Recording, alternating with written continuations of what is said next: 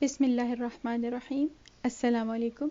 جس طرح سے ہم دوائے شافی پڑھا کرتے تھے، بیچ میں کچھ دیر کے لیے، بلکہ کچھ دیر کیا پورے سال کے لیے ایک وقفہ آ گیا تھا، تو ابھی میں اس کے تھوڑے ٹورڈز دا اینڈ جو چیپٹرز ہیں وہاں سے سٹارٹ کر رہی ہوں۔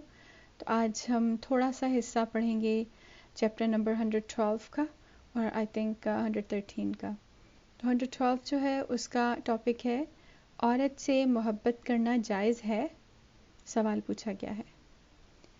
لکھتے ہیں، عورتوں سے محبت کرنے میں محب قابل ملامت نہیں ہے، بلکہ عورتوں سے محبت کرنا مرد کا کمال ہے۔ اللہ نے خود بندوں پر اس کا احسان جتایا ہے کہ تمہاری تسکین و تسلی کے لیے ہم نے تمہارے جوڑے بنا دیے۔ چنانچہ ارشاد باری تعالیٰ ہے، سورہ الروم کی آیت نمبر 21 کا ترجمہ پڑھتی ہوں، اور اللہ کی نشانیوں میں سے ایک یہ نشانی بھی ہے کہ تمہارے لیے تمہاری ہی جنس کی بیویاں پیدا کیں تاکہ تم ان سے آرام پاؤ، اور اس نے تمہارے درمیان محبت اور مہربانی قائم کر دی ہے۔ اس آیت میں اللہ تعالیٰ نے عورتوں کو مردوں کے لیے تسکین قلب کا معجب بتلایا ہے۔ عورت مرد دونوں میں خالص محبت، رحمت و مودت پیدا کر دی ہے۔ اس کے بعد ہی اللہ تعالیٰ نے وضاحت کر دی کہ کون سی عورتیں مرد کے لیے حلال اور جائز ہیں اور کون سی حرام و ناجائز۔ آپ صلی اللہ علیہ وآلہ وسلم نے دو باہم محبت کرنے والوں کے متعلق عقد نکاح کر دینے کا حکم دیا تھا، جیسا کہ سنن ابی ماجہ میں ایک مرفوع حدیث میں مروی ہے، باہم محبت کرنے والوں کے لیے نکاح سے بہتر کوئی چیز نہیں۔ عاشق کا نکاح معشوق سے کر دینا ہی اس کے عشق کی دوا ہے۔ اس مرض کی یہ دوا اللہ نے از روئے شرع اور قدر مقرر کر دی ہے۔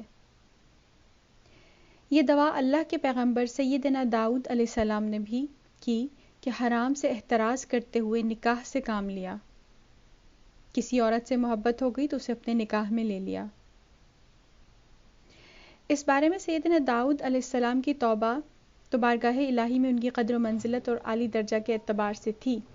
اس سے زیادہ ہم اس بارے میں یہاں کچھ نہیں کہنا چاہتے۔ سیدنا زینب بنت جحش رضی اللہ تعالیٰ عنہ کے قصے پر بھی ہم کچھ روشنی ڈال دیتے ہیں۔ قصہ یہ ہے کہ سیدنا زید رضی اللہ تعالیٰ عنہ سید زینب رضی اللہ تعالیٰ عنہ کو طلاق دینا چاہتے تھے۔ ان میں باہم موافقت نہیں تھی۔ سیدنا زید رضی اللہ تعالیٰ عنہ خدمت نبوی میں حاضر ہوئے اور ان کو علیحدہ کرنے کے متعلق آپ صلی اللہ علیہ وآلہ وسلم کی رائے طلب کی۔ آپ صلی اللہ علیہ وآلہ وسلم نے ان کو طلاق دینے سے روک دیا، لیکن آپ کو اچھی طرح معلوم تھا کہ سیدنا زید رضی اللہ تعالیٰ عنہ جلد انہیں چھوڑ دیں گے، اور یہ بھی آپ کو معلوم تھا کہ ان کی علیحدگی کے بعد آپ ان سے نکاح کریں گے، لیکن یہ بات آپ اپنے دل میں مخفی رکھتے تھے کہ لوگ اس بارے میں چرچا کریں گے کہ رسول اللہ صلی اللہ علیہ وسلم نے اپنے بیٹے کی بیوی سے نکاح کیا۔ سیدنا زید رضی اللہ تعالیٰ عنہ آپ صلی اللہ علیہ وآلہ وسلم کے بیٹے نہیں تھے، بلکہ متبنی تھے، یعنی منہ بولے بیٹے، لیکن عرب متبنی کو بیٹا ہی کہتے تھے۔ رب العالمین کا یہ مقصد تھا کہ بندوں کی مصلحتوں کے پیش نظر اس بارے میں ایک عام قانون بنا دیا جائے۔ جب سیدنا زید رضی اللہ تعالیٰ عنہ نے سیدہ زینب رضی اللہ تعالیٰ عنہ کو طلاق دے دی اور ان کی عدت طلاق پوری ہو گئی، تو آپ نے اپنے لیے سیدنا زید رضی اللہ تعالیٰ عنہ کو پیغام دے کر بھیجا۔ سیدنا زید رضی اللہ تعالیٰ عنہ سیدہ زینب رضی اللہ تعالیٰ عنہ کے مکان پر پہنچے اور دروازے کی طرف پیٹ کر کے کھڑے ہو گئے۔ رسول اللہ صلی اللہ علیہ وآلہ وسلم کا پیغام لے کر گئے تھے۔ غیرت نے تقاضا نہ کیا کہ منہ سامنے کر کے کھڑے ہوں۔ دروازے سے دور رہ کر آواز دی، زینب، میں تمہارے پاس رسول اللہ صلی اللہ علیہ وآلہ وسلم کا پیغام لے کر آیا ہوں۔ سیدہ زینب رضی اللہ تعالیٰ عنہ اپنے گھر کی مسجد کے محراب میں کھڑی ہو گئی اور نماز شروع کر دی۔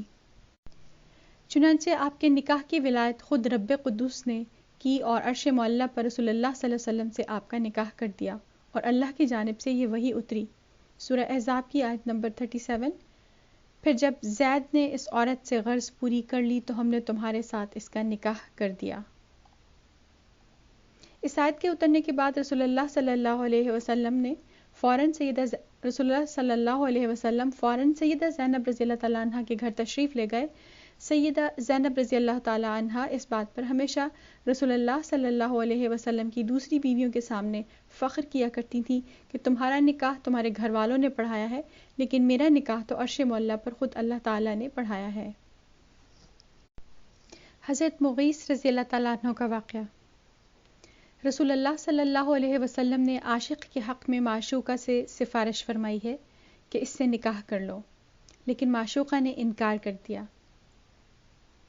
یہ بات سیدنا مغیث اور بریرہ رضی اللہ تعالیٰ عنہ کے قصے میں موجود ہے۔ مغیث رضی اللہ تعالیٰ عنہ نے بریرہ رضی اللہ تعالیٰ عنہ کو طلاق دے دی۔ طلاق دینے کو تو دے دی، لیکن اب اس کے پیچھے پھرنے لگے اور اس کے فراق میں زار و زار روتے، اور ایسے کہ آنکھوں سے آنسوں کی جھڑیاں لگ جاتی۔